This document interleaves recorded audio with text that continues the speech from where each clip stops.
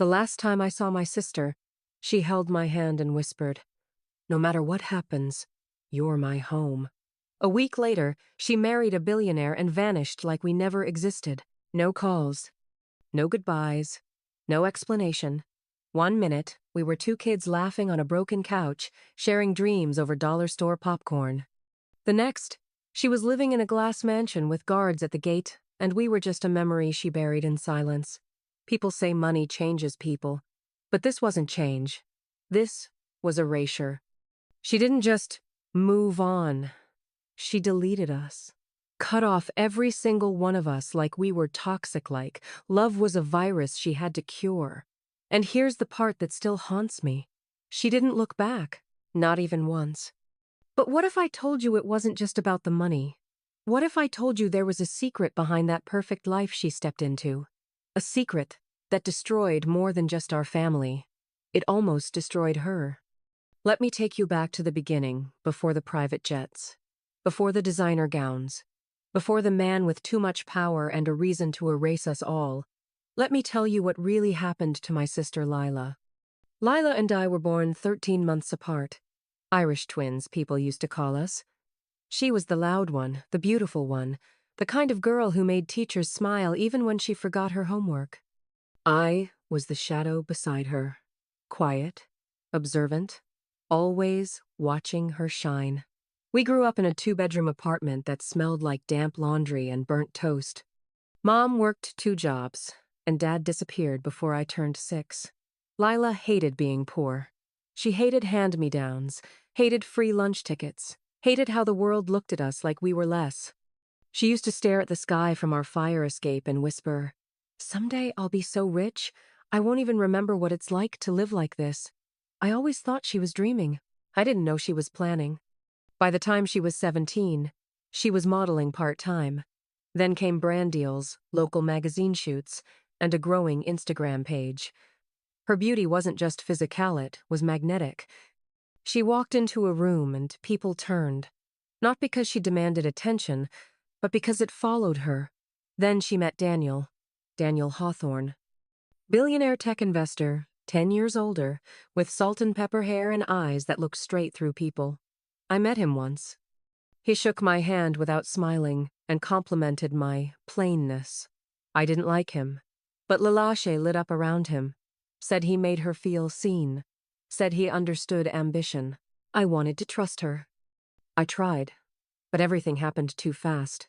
In less than 6 months, they were engaged.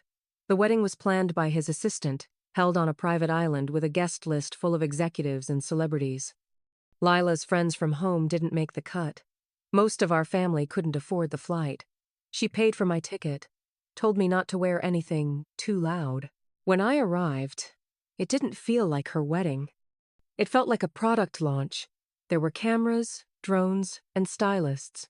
People whispered about stock prices and art auctions. And Lila? She looked stunning, but distant. Her hair was lighter. Her face looked tighter, like she'd had work done. When I hugged her, it felt like hugging a stranger wearing my sister's skin. I tried to speak to her in private, but Daniel's assistant intercepted me. Everything was scheduled. Lila was unavailable until the reception. When I finally got 5 minutes with her, I asked if she was okay. She smiled too brightly. "I'm living my dream," she said, but her eyes didn't match her smile. At the reception, Mom was seated near the back, behind Daniel's business partners and a couple of influencers. I asked Lila why. She said Daniel's PR team arranged the seating. They didn't want the cameras to catch the wrong image. I didn't know what that meant. What was wrong with our mom? She'd raised us alone. Worked her bones to dust so we could have school books and Christmas presents. I was furious, but I stayed silent. I thought maybe, after the honeymoon, things would go back to normal. They didn't. The calls stopped. The texts were ignored. Every birthday, every holiday, we sent messages. Sometimes we got a reply from Team Lila. Sometimes nothing at all. It got worse. When our uncle died, we invited her to the funeral. She didn't come. Sent flowers with a printed card. "With love, L.D." That was it. When Mom got sick, I begged her to visit. She never replied. Then came the day she blocked me. No explanation. Just gone. The pain was sharp but deeper than betrayal. It felt like grief, like I'd lost her to something I couldn't fight. Everyone around me said the same thing. She changed. But I couldn't accept that. Not fully. Lila was ambitious, yes, but she was also loyal. She was the one who used to braid my hair before school, the one who covered for me when I snuck out, the one who stayed up late making mac and cheese for Mom on payday. That girl wouldn't just vanish. Unless something made her. Months passed. Then one night, I got a message. No name. Just a sentence. If you want to know the truth about your sister, come alone. 8 p.m., Griffith Park Observatory. I stared at the message for an hour. My hands were shaking. Something inside me said it was dangerous. But something louder said I had to go. I had to know. And that's where everything started to unravel. I showed up at the Griffith Park Observatory early. The sky was painted in fading hues of gold and purple, and the city below sparkled like a lie. I parked my car, my heart pounding in my throat. I didn't know who I was meeting, or if they were dangerous or worse, lying. But something in that message had felt real, and I was desperate for something real. I waited near the telescope platform, trying not to look paranoid. At exactly 8 p.m., a woman approached. She wore a dark coat, sunglass 7, though the sun had almost disappeared. She looked around, then stopped in front of me. "You're Lila's sister?" she asked, her voice low, urgent. "Who are you?" I asked. "I used to work for Daniel Hawthorne," she said. "As a personal assistant. I was with them for almost a year. So, why are you contacting me?" She took off her sunglasses. Her eyes were tired, hollow. "Because your sister is in trouble, and she doesn't even know it." I felt a chill crawl up my spine. "What do you mean? When Lila married Daniel, she thought she was gaining freedom. But she walked straight into a cage, a golden one, and he made sure no one could open it from the outside." "I don't understand. She chose this life. Did she?" The woman looked around again. "I know you probably think she abandoned you, but it wasn't her choice. Daniel controls everything. Her phone, her schedule, her bank accounts. Even her name is trademarked under his company." "Wait, what?" He started isolating her slowly. First, it was business meetings during family events. Then, it was convincing her that her past was holding her back. He told her that you were jealous, that your mom was using her for money. I saw the emails. He faked messages, doctored photos, made her believe you were all against her. I felt like the ground shifted beneath me. "He faked messages?" "All of them. You never said half the things she saw. He even intercepted letters from your mom, rewrote them. You were erased on purpose." I couldn't breathe. "Why would he do that?" She hesitated. "Because it's easier to control someone when they have no one left to run to. No lifelines. No outside voices." I shook my head, trying to make sense of it. "But she has everything. Money, fame, security. She has no voice," the woman said sharply. "No freedom. No say in her own life. The mansion has surveillance in every room. She's not allowed to go anywhere without permission. He tells the media she's private. But the truth is, she's a prisoner with a closet full of diamonds." "Why are you telling me this?" "Because I tried to help her," she said. "And he destroyed my life. He sued me for breach of contract, defamation, harassment. I lost everything. But I kept one thing." She reached into her coat and handed me a flash drive. "What's this?" "Proof. Emails, security footage, voice recordings. Enough to make someone listen if you're brave enough to use it." "Why don't you go to the police?" She laughed bitterly. "You think the police care about billionaires who manipulate their wives? You think his lawyers would let this get to court? So what am I supposed to do with this?" "You're her only chance," she said. "You're the only one who still remembers who she was. And maybe, just maybe, if you can get through to her, you can remind her of who she still is." She turned and started walking away. "Wait." I called after her. "What's your name?" She paused. "It doesn't matter. Just don't let him erase her completely." and then she disappeared into the shadows. I drove home in silence, gripping the flash drive like it was made of glass. My brain was spinning. Was it possible? Had Lila really believed we turned on her? Could he have manipulated her that completely? I plugged the drive into my laptop that night and watched everything. Emails from Mom asking for large sums of money, laced with guilt trips. My messages rewritten to sound bitter and envious. Voice memos from Daniel, recorded secretly. The way he spoke to her behind closed doors chilled me. "You're lucky I made you who you are. You should be grateful I cleaned up your past. No one wants the girl you used to be, Lila. They only want the version I made." I was shaking. I didn't sleep that night. I stared at the ceiling and thought about all the times I'd hated her for leaving us. All the nights Mom cried, thinking her daughter didn't love her anymore. And all the while, Lila had been trapped in a palace, thinking we were the ones who'd abandoned her. I knew what I had to do. I had to see her, in person. No assistants, no cameras. Just the two of us, the real us. But getting close to Lila Hawthorne was like trying to get an audience with royalty. Her public events were guarded, staged, protected. Her home was gated. Her phone was still blocked. But there was one place she went every year without fail. I remembered it like a sacred ritual. Her birthday, the 6th of March, always spent 1 hour alone at the beach before doing anything else. It was her private tradition, even before Daniel. I didn't know if she still did it, but I had to try. So I made a plan. And this time, I wasn't going to let her slip away without a fight. The 6th of March came with overcast skies and wind that stung my cheeks, but I was already on the beach by 6 a.m. I parked far enough away not to be noticed, pulled my hoodie tight over my face, and waited behind a rocky outcrop. Part of me didn't believe she'd come. Maybe Daniel had crushed every ritual out of her.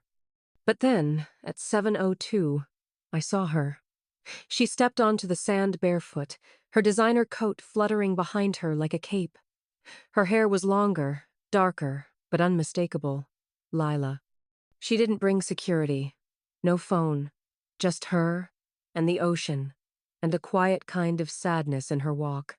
She stood facing the waves for a long time, unmoving. That was my chance. I approached slowly, heart pounding, my hands trembling. "Lila!" She turned, startled, and when she saw me, her face went white. "How did you—" "Don't run," I said quickly. "Please. I'm not here to make trouble. I just need to talk to you." She looked around, panic flickering in her eyes. "Daniel can't know you're here." "He doesn't, I promise. I came alone." She stepped back. "You're not supposed to. You hate me. You told me never to contact you again." "Lila," I said gently. "I never said that. I never sent you anything like that." He made it up. Her eyes filled with confusion. "No, I saw it. The texts, the emails from Mom, from you. You all said—" "He faked them. I have proof." I reached into my bag and pulled out the flash drive, holding it like a lifeline. "Please, you need to see it for yourself." She didn't take it. She looked at me like she wanted to believe me but couldn't. Her voice cracked. "Why would he do that?" "Because the less people you trust, the more control he has. He wanted to own you, Lila. And he couldn't do that with us in the picture." No, he's not like that. He loves me. He loves you like a possession. Like a brand he bought? You're not his wife, you're his product." She sank to her knees in the sand, covering her face with her hands. I knelt beside her. "You used to be the bravest person I knew. You lit candles in the dark. You whispered about dreams when we had nothing. You were my sister, Lila. Not some shadow living under glass." She was sobbing now, trying to catch her breath. "I wanted to come back," she whispered. "So many times. But every time I tried, there was another excuse, another warning. I thought you all hated me. We never stopped loving you," I said. "Not for 1 second." She reached for the flash drive.